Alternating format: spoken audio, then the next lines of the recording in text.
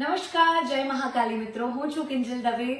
ગોધરા અને પંચમહાલના લોકો માટે ફરીથી એકવાર પંચ મહોત્સવ તો આમ તો આખા ગુજરાત માટે થઈ રહ્યો છે, પણ માં મહાકાળીના સાનિધ્યમાં ચાંપાનેરના ચોકમાં અને પાવાગઢના પહાડની સામે જે આ ભવ્યાતિ ભવ્ય જે ઉત્સવ વર્ષોથી ઉજવાય છે, એમાં હું કિંજલ દવે મારી ટીમ સાથે 29મી ડિસેમ્બરે પરફોર્મ કરી રહી છું.